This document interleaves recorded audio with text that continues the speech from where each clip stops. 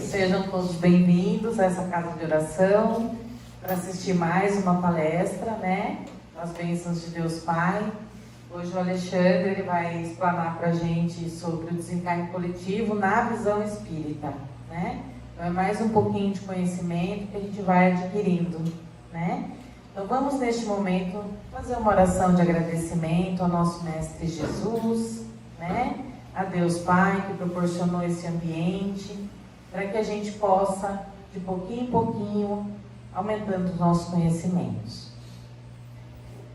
Pai nosso que estais nos céus, santificado seja o vosso nome, venha a nós o vosso reino, seja feita a vossa vontade, assim na terra como nos céus. O pão nosso de cada dia nos dai hoje, perdoai as nossas dívidas, assim como nós perdoamos aos nossos devedores, e não nos deixeis cair em tentações, mas livrai-nos de todo mal, que assim seja, graças a Deus.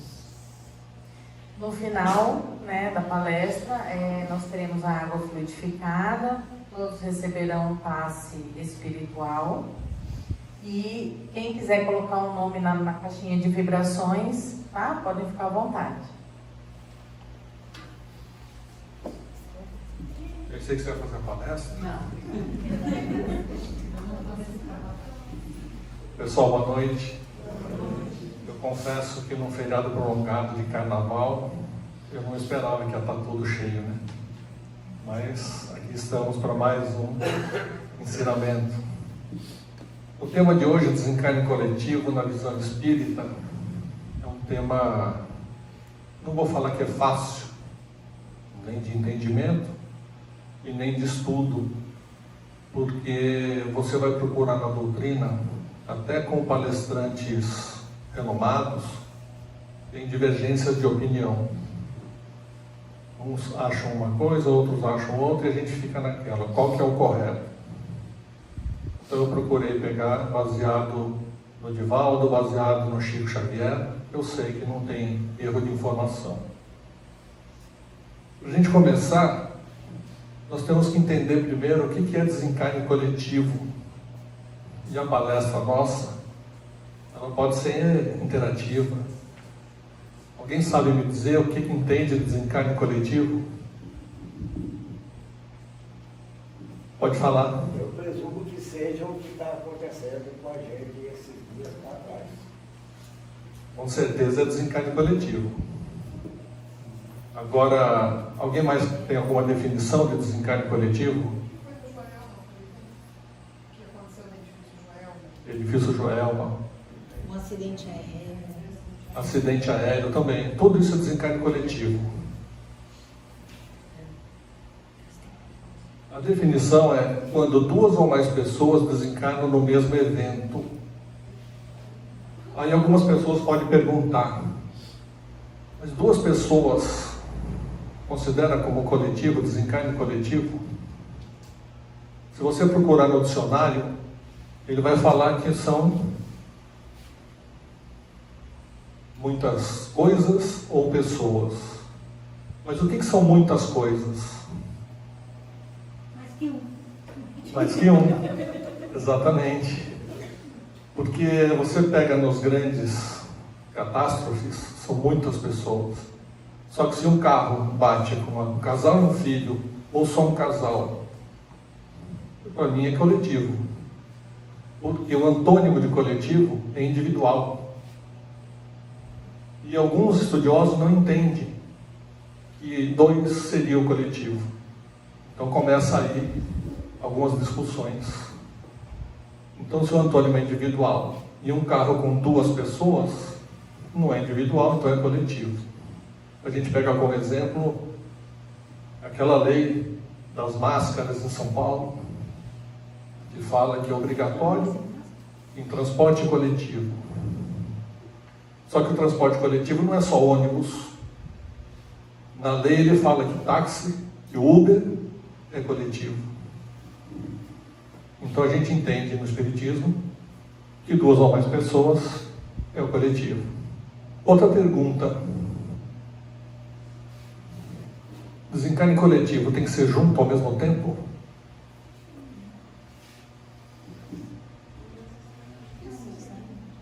Sim? Você acha que sim? Quem mais acha que sim? Mas uma acha que sim, a outra acha que sim? Então, quando eu falo o mesmo evento, por exemplo, a pandemia é o mesmo evento, só que já faz 2 anos de pandemia e tem gente morrendo ainda. Então não é no mesmo instante. É o que ele fala ali. Desencarna no mesmo evento, não necessariamente no mesmo momento. Então, para a gente entender tudo que vai ser falado, é importante saber essa diferença. Às vezes as pessoas acham que é só uma queda de avião. Caiu, explodiu, morreu todo mundo. É desencarne coletivo. Uma pandemia de 2 anos não seria porque não morre ao mesmo tempo. Então, é desencarne, tá? Só fazendo essa introdução. No Livro dos Espíritos não existe nada específico que vai falar de desencarne coletivo. Ele vai falar da lei de destruição, que está na parte 3ª do livro, que fala das leis naturais, são as leis de Deus, que no curso da doutrina é dado no 2º ano básico. É um ano inteiro de leis naturais. E o que diz a lei de destruição? Uma das questões, com que objetivo Deus atinge a humanidade? Por meio de flagelos destruidores? Qual é esse objetivo? Por que isso acontece? Alguém sabe? Resgate. Mais algum? Renovação. Vamos entender? Eu gosto de explicar algumas palavras para não ficar dúvida. Se você perguntar ou procurar no dicionário o que são flagelos, vai aparecer que é um chicotinho de madeira com cintas de couro que as pessoas se machucavam. O espiritismo não é isso. Ele serve como dor, tá? É o significado de dor. Então a resposta para fazê-la progredir mais depressa é uma necessidade para a regeneração moral dos espíritos. Nós vamos entender mais para frente o porquê do mais depressa. Na questão 738, Deus não poderia empregar para o aprimoramento da humanidade outros meios que senão flagelos destruidores? O que vocês acham? Tem um amor, é isso. Mais alguém? Ana, você está com a mãozinha para cima, você quer falar? Estou pensando. Eu acho que se ele vai por esse meio é porque não está funcionando os outros. Exatamente isso. Sim, e emprega todos os dias, visto que deu a cada um os meios de progredir pelo conhecimento do bem e do mal. O homem, porém, não aproveita desses meios. Se a gente soubesse e utilizasse o bem e o mal da forma correta, não ia precisar de flagelos destruidores. Nosso exemplo, a guerra da Ucrânia. Não precisaria estar passando todo esse sofrimento. Só que também tudo tem uma explicação, né? E depois nós vamos ver. Guerra já foi falado muito pelos Celso na palestra passada. Na questão 741 do Livro dos Espíritos, é dado ao homem prevenir os flagelos que os afligem. A gente consegue prevenir? Essa resposta, ela está no livro de Filosofia Espírita, psicografado por João Nunes Maia, pelo espírito de Miramês. É uma coleção de livros, com 20 livros, onde ele explica, questão por questão dos livros dos Espíritos. Então, quem é estudioso, quem gosta e faz o curso, é bom ler para aprender o que ele fala de cada questão. Então ele diz assim: há 2 tipos de flagelos que assolam a humanidade. Os primeiros podem ser atenuados pela inteligência humana, desde que se preocupe com o bem-estar da humanidade. Tem que se preocupar com o próximo. Não adianta ele querer prevenir para ele mesmo e está tudo certo. Ele tem que se preocupar com o próximo.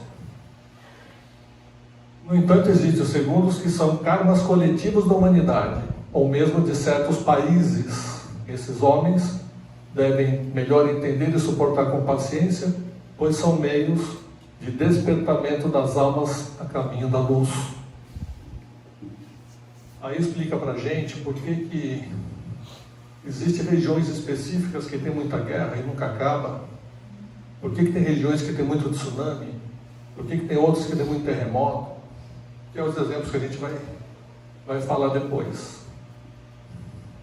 Qual o detalhe?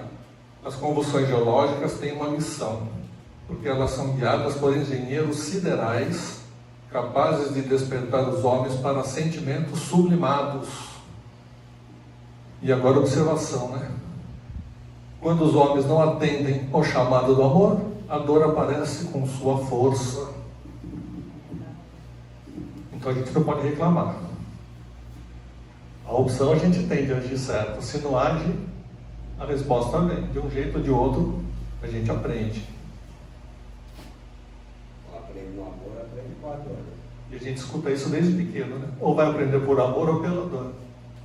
Só que a gente não aprendeu ainda. Desastres naturais. O que eu ia falar é o seguinte: quando ele fala dos flagelos destruidores, ele está falando basicamente dos desastres naturais. São coisas que a gente não consegue evitar. Por exemplo, o furacão. Ninguém consegue nem saber e nem prevenir. Só que existem algumas regiões específicas, né? A gente vê muito furacão, por exemplo, na América do Norte, América Central, terremoto. Graças a Deus aqui no Brasil a gente tem muito pouco dessas coisas. Não porque a gente é melhor que ninguém, não. Tsunami. Nós vamos ver a tsunami, que é uma das formas de desencarne coletivo e não é ao mesmo tempo. Agora tem os acidentes que são provocados pelas pessoas. Aí vocês podem perguntar, mas uma queda de avião é provocada? É provocada. O avião não cai sozinho. Para vocês terem noção, o avião ele tem 3 sistemas de segurança. Então, quando falha um, ainda tem 2. Quando falha outro, ainda tem um que consegue pousar o avião com segurança tranquilamente. Então, por que cai? Aí a resposta que a gente fica sabendo é não quer voar de avião nunca mais. O problema é o seguinte: quando você vai voar de avião, você não imagina como está a manutenção do avião. Só que existe inúmeras vezes... Você tem gasolina. Você tem gasolina, mas eu vou falar disso depois. Existem inúmeras vezes que o avião decola já com uma falha em um dos sistemas. Dos 3, um já não está funcionando.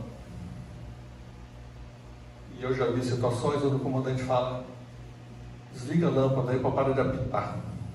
E ele voa, vai embora. Você está lá atrás, você não sabe. Aí acontece alguma coisa, cai o avião, morre todo mundo e a gente acha que foi falha de quem? Foi falha humana, que não arrumou quando deveria. Você pega a queda de barragem, é outra coisa que é falha humana, embora pareça ser natural. Você pega Brumadinho, Mariana, que foi o outro, né? Existia já meses antes laudo dizendo que tinha problema. Ninguém deu bola. Ninguém se preocupou em ir lá, arrumar, interditar, tirar as pessoas dali. Aí acontece o problema. Acidente de trem, então, nem se fala, né? Eu tenho um parente que era operador de linha de trem, na época que eu ainda não era nascido. Eu sou novinho. Só que teve acidente, como sempre tem, por falha humana. Ou por falta de manutenção, ou por falta de vistoria de trilho, ou por erro errado e um deu de frente com o outro. Isso acontece. Então nós temos os acidentes que são desencarnes coletivos provocados pelo humano. Agora vem uma questão: e essas doenças, epidemias e pandemias, é falha humana? Ninguém sabe nem nunca vai saber. se esse vírus, a Covid, veio de um laboratório, se não veio, de onde veio. E ninguém vai falar, mesmo que descubra. Mas pode ser natural, como pode ser falha humana. Então são formas de desencarnes coletivos. Aqui eu coloquei alguns, eu não vou comentar sobre todos, mas vou comentar sobre alguns. Incêndio do circo em Niterói em 1961. Esse é o mais falado no meio espírita, dos estudos. Eu vou falar mais sobre ele. Tsunami em 2004 no Oceano Índico, causado por um tremor magnitude de 9,1 na escala. É quase o máximo. Por isso que causou 230 mil mortes em 14 países. Isso aí está no livro Transição Planetária do Divaldo, pelo espírito de Manuel Filomeno de Miranda. Tem as guerras, que eu não vou comentar, que já foi muito bem falado pelo Celso, quantidade de guerras, quantidade de mortes absurdas. Se não vai por amor, vai pela dor, né? A gripe espanhola, por exemplo, que foi uma pandemia que durou quase 3 anos, mais ainda do que nós estamos com a Covid. Então está lá, de janeiro de 1918 a dezembro de 1920. Aqui, eu quero lhe fazer um alerta, né? A nossa estatística maravilhosa, onde ele fala que foi entre 17 milhões e 50 milhões, pertinho. Só que ele fala mais ainda, que pode ter sido 100 milhões. Então a margem de 17 milhões a 100 milhões. Ou seja, ninguém sabe nada. Nem a Wikipédia, que isso aí vem da Wikipédia, tá? Nem ele sabe quantos foram os mortos. Mas aquela margem de erro, 2 pontos para cima, 2 para baixo, não funciona aqui. Temos a Covid, que eu procurei e não existe estatística ainda. Porque, infelizmente, a Covid está no meio político e cada um fala o que quer do que tem interesse. Então não tem uma estatística no Wikipédia ainda. E tem o etc. E são muitas formas de desencarnes coletivos. Bom, aqui agora começa a ficar mais sério o negócio. Esse acidente que teve no Rio de Janeiro, no Círculos norte-americano, o maior incêndio do Brasil até aquela data, tá? 17/12/61 em Niterói. 2.500 pessoas estavam no circo, 503 morreram, 70% mulheres e crianças. Esse acidente, vou falar mais detalhado, depois vai ter umas explicações. A lona desse circo era revestida com resina. Talvez, acredito eu, não estava em estatística nenhuma, nem escrito em lugar nenhum, que seja para não acumular água, para poder não fazer aquelas acúmulos de peso. E por algum motivo, pegou fogo. Só que dentro desse circo, não tinham só pessoas, tinham animais. Elefante, cavalo, leões. E tudo isso naquela loucura começou a correr para lá, para cá, passa por cima de um, cai queimado, e aí fica aquela tragédia toda. Mas tem uma explicação. Não que a gente aceite, mas tem. O Divaldo fala aqui no livro Cartas e Contos de Humberto de Campos, do Irmão X, conhecido como Irmão X, consta o episódio do circo em Niterói que pegou fogo em 61. 17/12/61. 503 mortos, sendo mulheres e crianças. Essas vítimas, 18 séculos antes, em 177 d.C., colocaram cerca de 1.000 crianças e mulheres para morrerem queimadas numa arena, em um circo na Gália, na França, na época do Império Romano. O imperador Marco Aurélio, querendo fazer homenagem a uma autoridade que iria visitá-lo, mandou colocar as pessoas com óleo e fogo, e essa era a alegria do imperador.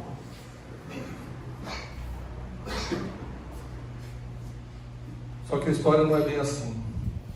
A história é a seguinte: há 18 séculos, um ilustre autoridade ia visitar o Marco Aurélio, e ele falou: vamos fazer um evento diferente de todos os outros. O normal era o quê? Joga as pessoas cristãs lá, solta os leões e deixa comer. a galera ficava feliz. Ou amarrava em pau e tacava fogo. E aí ele falou, vamos fazer diferente. Vamos colocar, fala em óleo, mas é uma espécie de resina que pegava fogo rápido, era um líquido. Molhou todas as pessoas naquele líquido, encheu a arena daquele líquido e soltou cavalos idosos que não serviam mais para trabalho, para que corresse assustado e passasse por cima, pisoteasse. Aquilo era festa para eles. E tacou fogo. E aconteceu tudo isso. Então, por que eu estou falando isso? Porque Divaldo, através do livro, fala que essas pessoas são as mesmas que morreram no circo queimado em 61. Por que 18 séculos? Também vai ter explicação aí. Posso adiantar um pouco. Chico Xavier conta que essa espera de 18 séculos foi necessária para que esses espíritos tivessem mais ou menos a mesma evolução espiritual, para que no desencarne não ficassem revoltados, para que tivesse validade esse resgate. Quer dizer, você tem um combinado, você aceita um resgate, e depois você se revolta, você perdeu o resgate. Você vai ter que passar de novo. Chico Xavier dizia que as pessoas que organizaram essa barbárie, aliás, na verdade, todos que participaram da organização, tá? Não só aqueles soldados que participaram, foram colocados no mesmo local para resgatar essa dívida, pois eles sentiam um peso e queriam se livrar dessa culpa de 18 séculos. Porque quando a gente desencarna, a gente acorda para toda a nossa dívida. E chega uma hora que a gente não aguenta mais com essa consciência. Então pede para que desencarne, que passe desses tipos de resgate, para que essa culpa saia das nossas costas. Às vezes demora.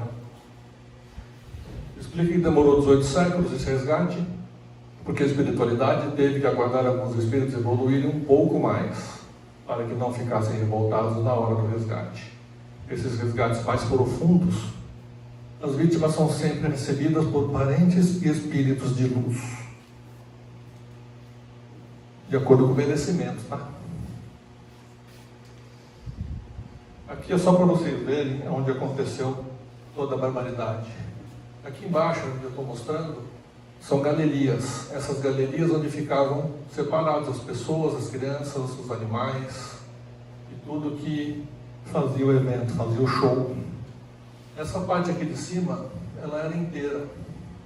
Então era aqui, a parte de cima, que acontecia todo o evento, toda a festa para eles. Aqui é uma outra parte, para vocês terem ideia do tamanho que era isso. E vivia lotado de pessoas vibrando pelo acontecido. Todos esses também param.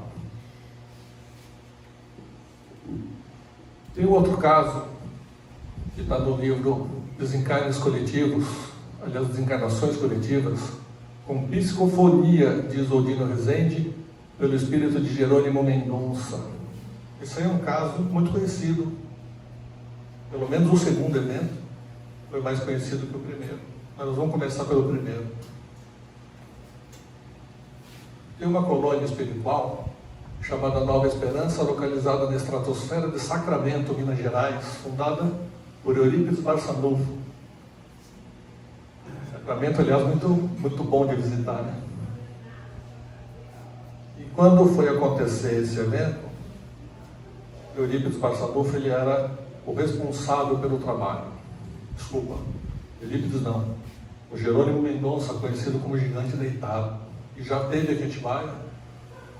Algumas pessoas já viram palestra dele.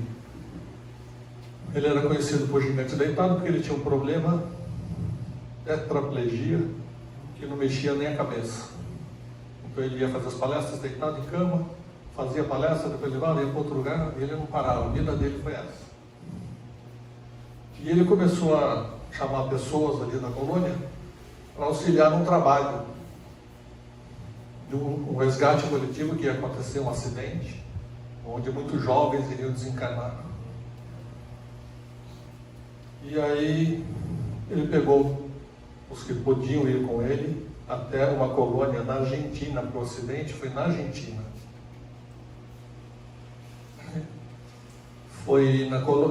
O trabalho se deu na colônia espiritual, Hospital Escola Lar Maria, localizada em Buenos Aires, Argentina.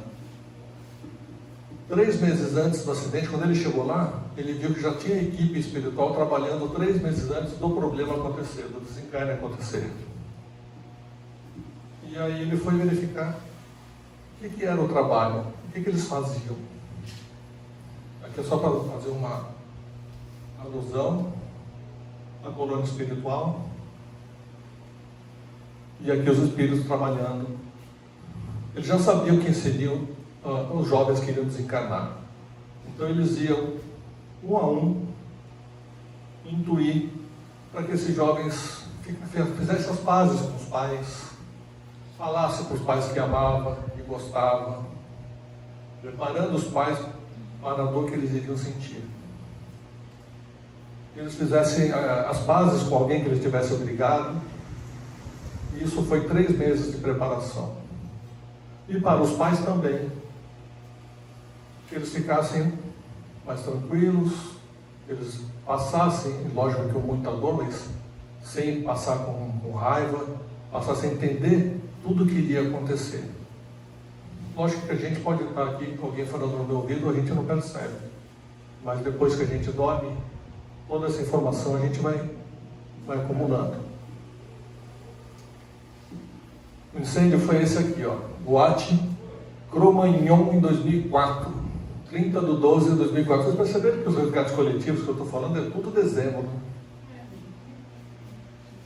Tragédia na discoteca República Cromagnon, na Argentina, deixou 194 mortos, como aconteceria posteriormente no Rio Grande do Sul.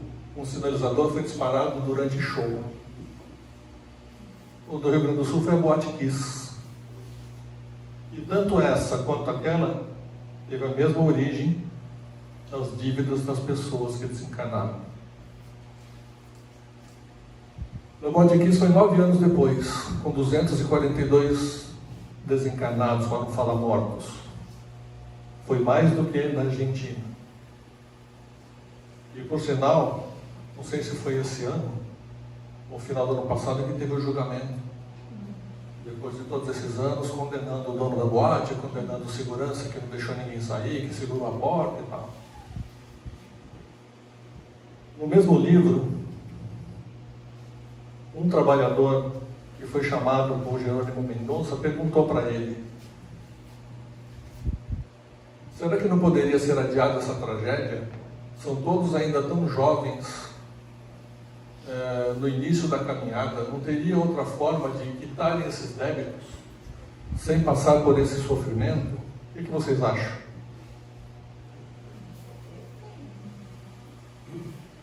Teria? Qual a resposta?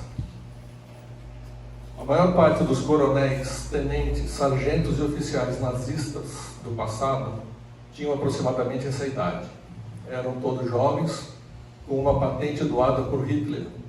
A misericórdia divina está dando essa oportunidade a esses jovens para que não seja necessário deportá-los para mundos inferiores.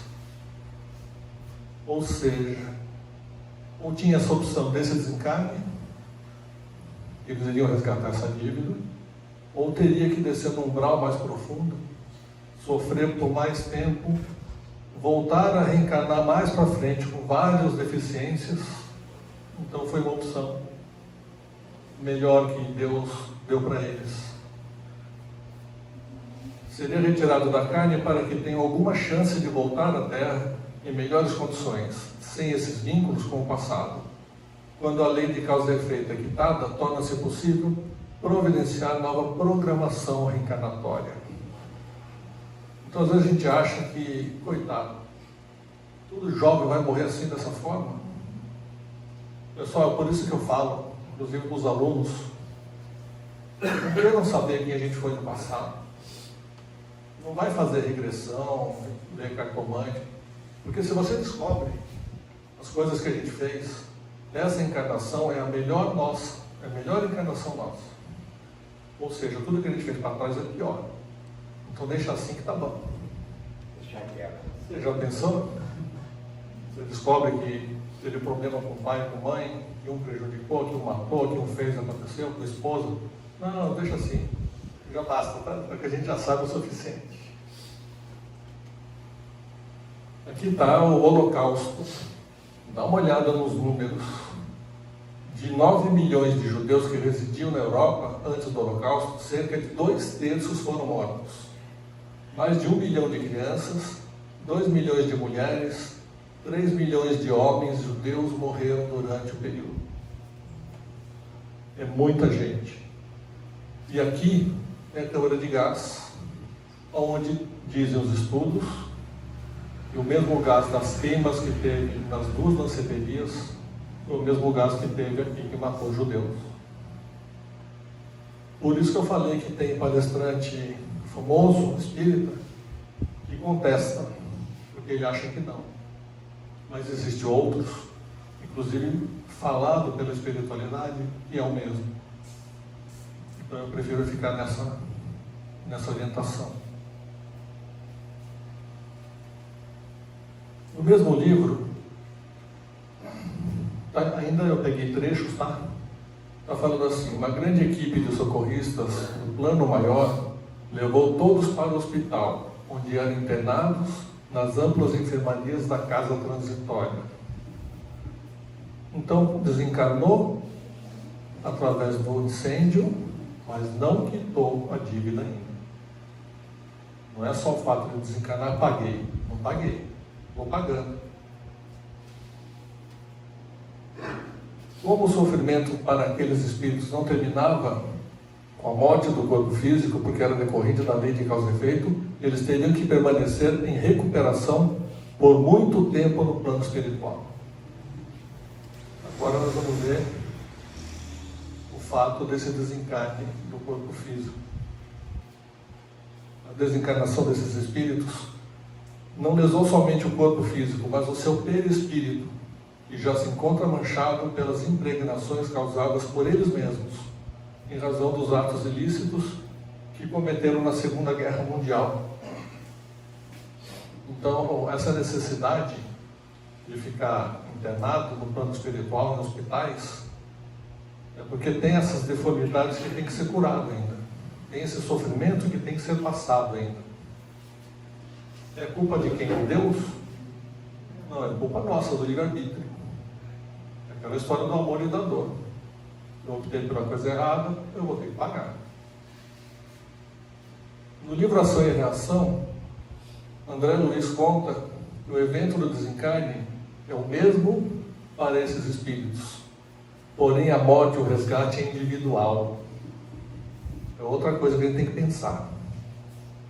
Todo mundo pode cair de avião, o avião explodir e morrer tudo na mesma hora. Depois que morreu tudo na mesma hora, cada um vai ter o seu resgate individual de acordo com o que fez nas vidas passadas, de acordo com o merecimento que teve nas encarnações passadas. Então, não tem vínculo, pode ter vínculo na dívida, mas não tem vínculo no desencarne, no resgate. Ou seja, no momento que serão retirados da carne, tão somente aqueles cuja vida interior lhes otorga imediata liberação. Desde do momento que tivemos a dívida no passado, que podem ser muitos e muitos anos, até chegar o momento do resgate, nós tivemos várias reencarnações. Nessas reencarnações, tivemos chance de melhorar, de aprender, de praticar a caridade, o amor. Quem consegue, quem fez, quem aprendeu, tem o benefício de ser retirado imediatamente do corpo físico. O espírito é desligado, vou falar espírito porque tem gente que não sei se sabe o que é espírito, mas ele é desligado imediatamente. Porém, quanto aos outros, não lhe oferece o afastamento rápido da armadura física. Permanecerão ligados por mais tempo aos despojos que lhes dizem respeito, dependendo do grau de animalização dos fluidos que lhes retém o espírito. Corpo inerte não sempre significa libertação da alma. E isso é que pega. Porque às vezes você vê a pessoa, morreu, está lá no caixãozinho, vai descansar em paz. Não vai não. É aí que o bicho vai pegar.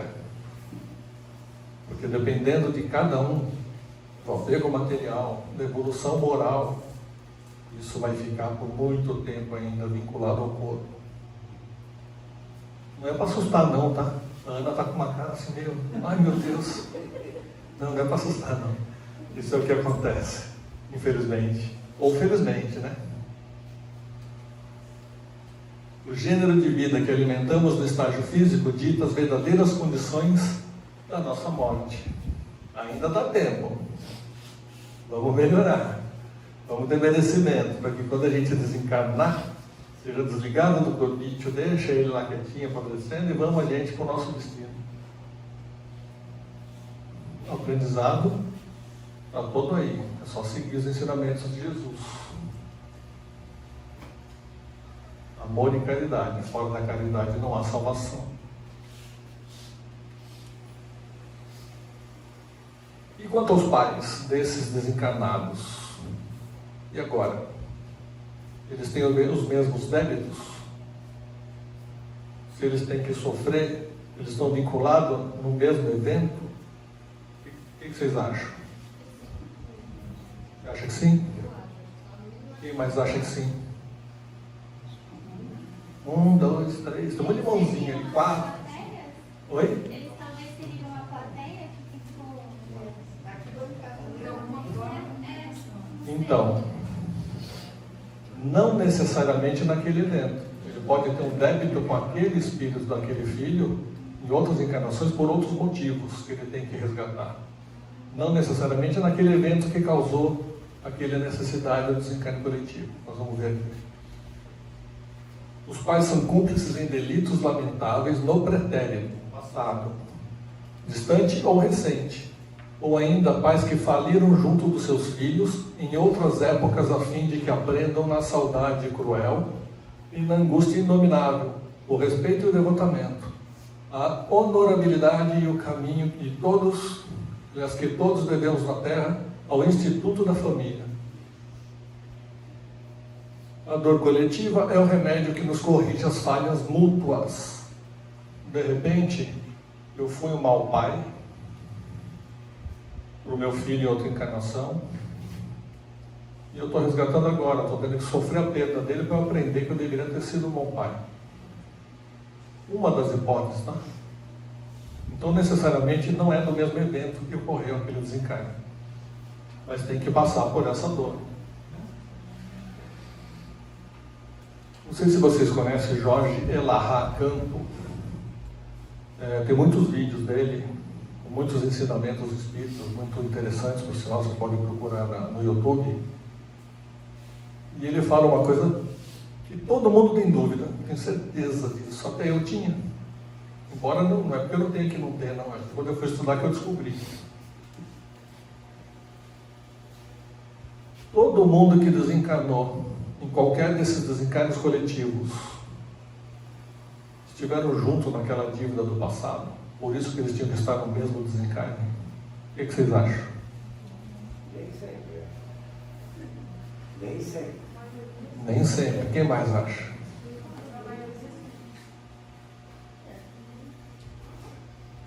Pergunta diferente. Alguém pode ter morrido no prédio das Torres Gêmeas por acaso? Estava lá e aconteceu e ele morreu? Não. Pelo menos isso todo mundo está de qualquer acordo.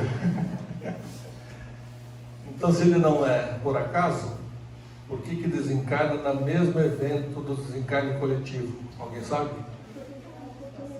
Planejamento reencarnatório. O Celso falou planejamento encarnatório. O que mais? Está certo?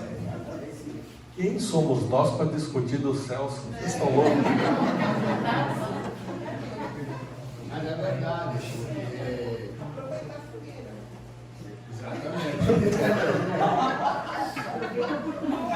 Como é que é? Aproveitar a fogueira? Olha, ele vai falar que existem 4 situações onde as pessoas que desencarnaram desencarnaram naquele evento, mas sem relação com o evento do desencarne coletivo. Primeiro,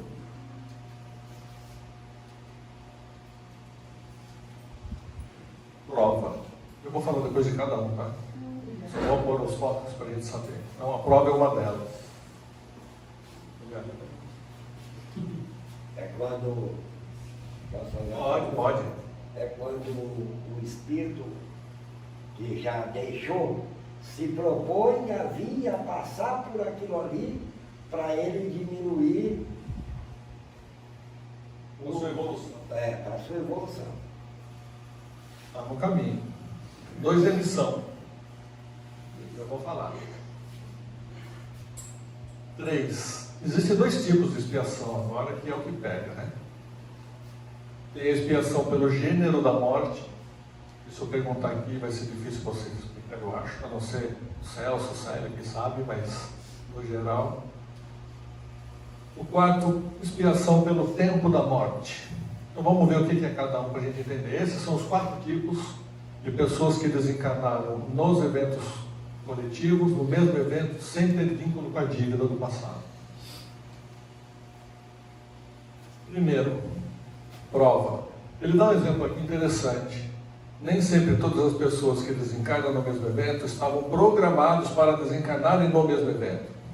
Às vezes, fenômenos de desencarnação são aproveitados para circunstâncias que os espíritos precisam, como, por exemplo, o desencarne como prova e não expiação. O exemplo dele: espíritos primitivos com poucas dívidas e, consequentemente, poucos resgates. Ele deu exemplo de uma aldeia indígena, uma floresta pegando fogo. A gente sabe que a aldeia indígena, os espíritos são primitivos, são teoricamente espíritos novos, que não têm muita dívida do passado, mas que passam pela aprovação para ter as experiências e ter uma elevação moral. Isso tudo, lógico, que combinado do outro lado, né? Eles já ficam sabendo. Mas é um exemplo que ele dá de pessoas que estão ali naquela desencarne sem ter dívida com aquele evento. Outro exemplo que ele fala aqui: missão. Missão é mais fácil. Pessoas desencarnam em condições extremadas. Esses espíritos já sabiam que isso iria acontecer e eles ingressam na vida para entregar-se em sacrifício de socorro, ajuda, de fazer o socorro ao semelhante. Exemplo Botkiss, pessoas que procuraram ajudar os outros e acabaram desencarnando. Então, nem todo que desencarna em um desencarne coletivo está em condição de devedor. Isso aqui você vê, eu não lembro de um colégio aqui no Brasil, uma professora que tirou um monte de crianças e acabou morrendo. Então, seria uma missão. Outro que a gente vê, os bombeiros da Torre Gêmeas, que morreram por causa da fumaça, outros por causa do desabamento. Eles sabiam que tinham esse risco de morrer. Espiritualmente eles sabiam da missão deles, mas conseguiram salvar muitas pessoas ali. Então essa seria o tipo de desencarne de missão que não tem a ver com a dívida. Agora um pouquinho mais complicado: expiação pelo gênero da morte. Pessoas que já nascem com desequilíbrio no corpo físico, alguma doença pré-existente, somente aguardando um gatilho. Aqui eu coloquei Covid como exemplo, para que a doença ecloda e ocorra o desencarne. Talvez esse espírito iria desencarnar daqui a 10 anos, mas em função desse evento foi aproveitado o momento para que esse resgate ocorresse. A gente pode perguntar: isso é justo? Se ele podia viver mais 10 anos, por que eu vou levar ele agora? Para a gente não é, para o espírito é. Porque para ele sair do corpo é um alívio, o corpo é uma prisão. Ele quer voltar para a pátria verdadeira dele. Então, a pessoa tem uma doença que está talvez programada para morrer lá na frente. Quando ocorre um evento desse, do Covid, que vai desencadear aquela doença, a espiritualidade aproveita e fala: então, filho, você tem o merecimento, vamos já, vai. Abreviou o sofrimento dele. É difícil para a família entender o negócio dele. Se eu for contar para a família: não, para ele foi bom. Eu apanho, né? Vou falar: por que foi bom? Mas é verdade. Levou meu filho embora? Minha mãe foi assim. Minha mãe estava com câncer de fase terminal, o Covid ficou acalando. Então, tirou ela do sofrimento, ela teve a libertação antes do tempo. Para nós, né? E o quarto, expiação pelo tempo da morte. O espírito deve viver encarnado, exemplo, por 60 anos foi eu que pus, né? E poderia morrer, eu queria por mais, né? Eu queria por mais, né? E poderia morrer de qualquer forma, atropelado, queimado ou mesmo de doença. E chegando o momento, não escapa, a gente já sabe que chegou, chegou. Tem muitas pessoas que morrem com Covid e não de Covid. Só foi aproveitada a forma pelo motivo do tempo. Ou seja, eu tenho que morrer com minha idade, 52 anos. Aí eu estou aqui, pego o Covid, vou no hospital, deu positivo. Só que chegou no meu prazo de validade, que é 52 anos, eu morro. E no laudo sai lá, morreu de Covid. Na verdade não é Covid. Não foi a Covid que me matou. Foi o meu prazo. Só que para você explicar isso, eu tinha que morrer. É como muitos que teve o Covid, ficou internado, foi entubado e saiu. E não morreu, não era o momento. Então, são as 4 formas que ele explica para a gente, de pessoas que morrem, mas que não estão vinculadas à dívida daquele resgate coletivo. E tem um quinto ainda, que eu chamo de curioso. Além dessas 4 formas, existem aqueles que se expõem desnecessariamente e acabam desencarnando antecipadamente. O que seria isso? Nós estamos aqui fazendo uma palestra, vocês tudo ouvindo. Aí começa um tiroteio de fora. Aí eu, muito espertão, peraí moçada, eu vou ver o que é. Meto a cabeça para fora, toca um tiro. É culpa de quem? Minha. É considerado o quê? Suicídio indireto. Eu que procurei. A culpa é minha, eu vou resgatar, vou ter dívida por isso. Sair antes do tempo, vou sofrer um período. Aí outro assunto de uma outra palestra sobre suicídio. Mas é um quinto exemplo que acontece, tá? Por exemplo, está tendo aquele desastre todo nas Torres Gêmeas. Aí saio eu, vou lá correndo, o que está acontecendo? Vamos ver lá, e cai o prédio na minha cabeça. Eu não tinha que estar lá. Então, não tinha dívida com nada, só comigo mesmo. Agora tem uns casos interessantes. Vou falar um pouquinho, tá? Porque o tempo está indo. De pessoas que escaparam. Lógico que não foi à toa. Tem um caso nas Torres Gêmeas, inclusive está num dos livros que eu estava lendo. Um senhor de cego, com um cão-guia, estava no 20º andar de uma das torres. Começa a pegar fogo, bater avião para lá e para cá, e ele sai com o cãozinho dele, devagarzinho, desce os 20 andares pela escada e sai vivo, não acontece nada. Sim. E outros que estão lá em cima, outros que estão lá embaixo dele, morreram com fumaça, morreram com um monte de coisa. Não era para ele morrer. Não era a hora dele. Não tinha dívida, não estava com problema de saúde, não estava na hora do tempo, ele tinha que sair dali. Outro, por exemplo, que apareceu muito na TV, desse caso das torres, pessoas que pegaram táxi, aí tinha muito trânsito, não conseguiram chegar na hora, aí tudo aconteceu. Outros que foram tomar café, e aí demorou o café, atrasou, correu, foi atrasado do trabalho, no meio do caminho ele descobre que caiu. Tem um caso que eu não lembro o nome, de uma pessoa que escapou de uma bomba no Oriente Médio, de uma lanchonete. Ele estava lá tomando café, aí por algum motivo ele saiu, alguém chamou, teve um atentado terrorista e explodiu. Aí ele estava para ir nas Torres Gêmeas, outro momento, e não conseguiu entrar por algum motivo, caiu. Esse aí, ele não tem um anjo na guarda, ele tem um monte, né? Cada um puxa de um lado. Porque... Em compensação tem outro caso que eu não consegui achar para poder dar os dados. Uma pessoa que escapou da morte de um acidente aéreo. Eu não lembro aonde foi. Mas depois de um tempo ele estava no carro dele, estacionado perto do aeroporto. E um avião veio, não conseguiu pousar, derrapou, escorregou e o bico do avião bateu no carro dele e ele morreu. Morreu esmagado. Não que ele tinha que estar no avião, não. Estou falando que era o momento de morrer. Outro aqui, esse mais perto da gente. O que você está rindo aí? A Cris, quando começa a rir, ela não para mais. Isso que eu estou falando de morte. Imagina se fosse de festa. Eu acho que é porque é carnaval, né? Aproveitando sábado de carnaval. Não está filmando ainda, né? Viu? Esse aqui, do acidente da TAM. Esse aqui eu posso falar mais a fundo, porque meu irmão é piloto da TAM. E ele conta que na TAM, todas as companhias é assim, o piloto tem que fazer um voo para o sul. Então ele pega o avião, pega os passageiros e vai para lá. Só que ele não tem voo programado para volta. Então ele pega uma carona no outro avião, com outro piloto que vai voltar e vem junto.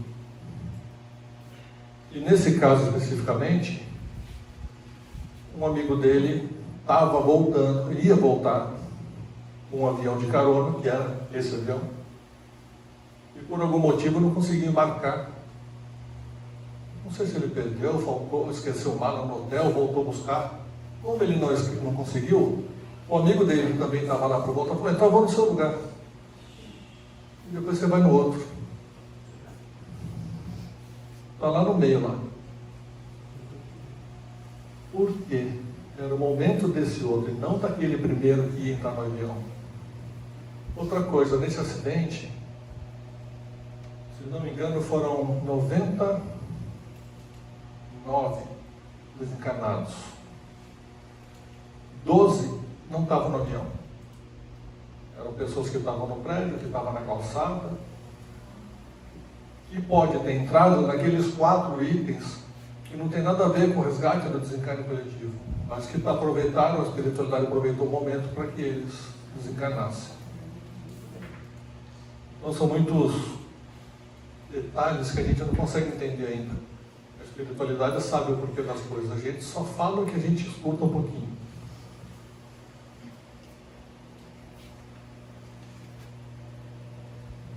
Eu sempre falei para os alunos isso aí. Haroldo Dutra Dias, ele conta numa palestra: no mundo existe muita maldade. Aqui é uma fábrica de injustiça. Porém, não existe nenhum injustiçado. Então a gente sabe que nada acontece com a gente à toa. Ninguém vai passar por um sofrimento, por uma dor ou por um desencarne sem merecimento, sem ter que passar. As coisas não acontecem assim. Portanto,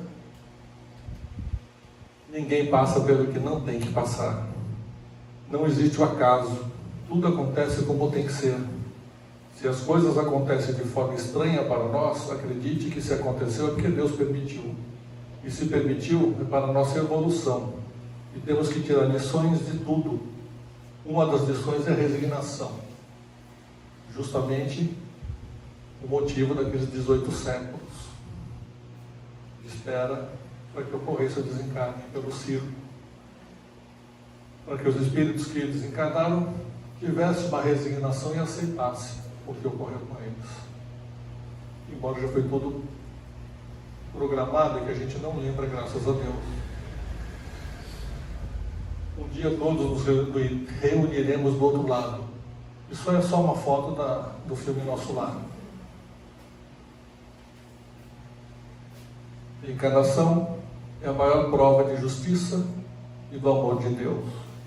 Graças a isso, a gente tem chance de melhorar, de evoluir, de ter uma vida melhor, de não passar por certas coisas que a gente já deve ter passado, mas não lembra. E vamos aproveitar o momento, né? E nem hoje a palestra.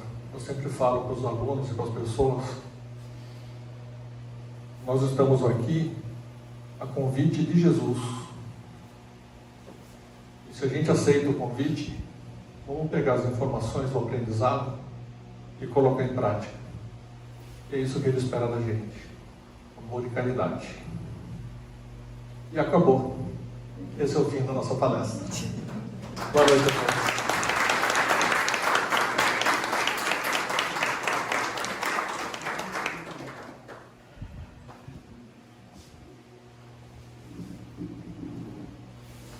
Bom, em primeiro lugar, gratidão, gente, a todos que compareceram, como ele falou, né?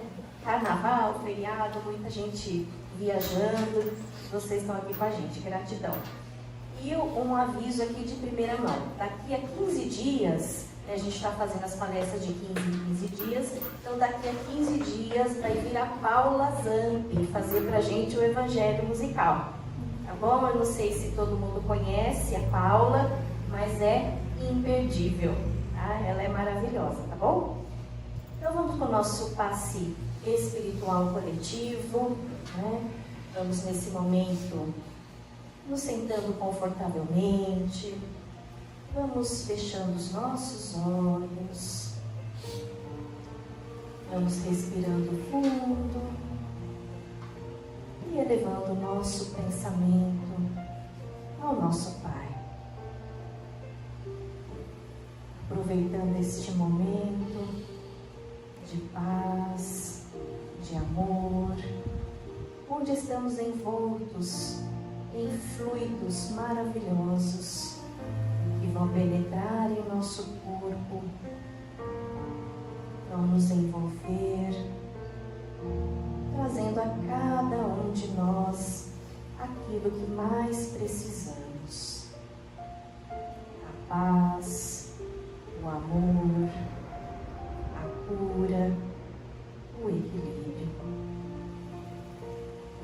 Nesse momento vamos agradecendo por tudo que temos, por tudo que somos, agradecendo por todas as oportunidades que temos de aprender, de nos melhorar, para que possamos dar um passo além na nossa evolução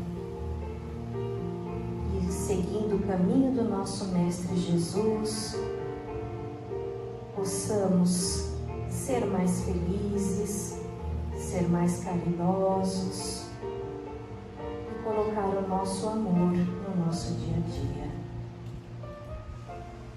Com o nosso coração cheio de amor, vamos pedindo à espiritualidade maior que possa levar essa energia que estamos recebendo nesse momento para todas as pessoas que necessitam, para aqueles que passam fome e frio, por aqueles que se encontram desamparados, pelas crianças, pelos idosos, pelos doentes, pelos animais.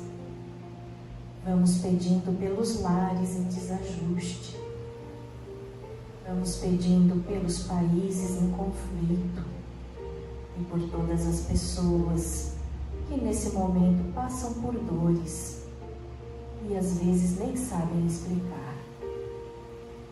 Assim vamos pedindo também que essa luz que se faz presente possa chegar até os nossos lares, envolvendo cada cantinho da nossa casa, os nossos familiares que lá estão, nossas plantas, nossos animais, amigos, e que essa luz possa nos acompanhar onde quer que a gente vá, e possamos levar a centelha, essa luz de amor do Mestre Jesus, e espalhar pelo caminho.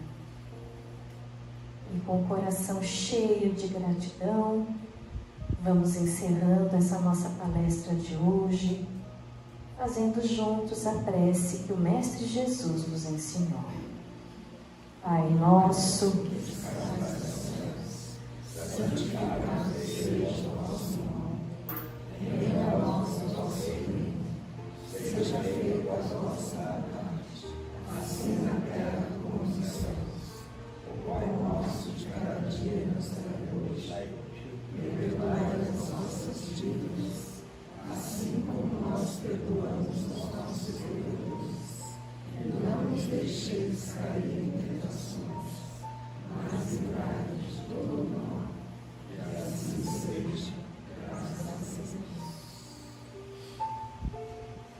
gratidão, que possamos chegar nos nossos lares, né, com o coraçãozinho cheio de amor e de alegria.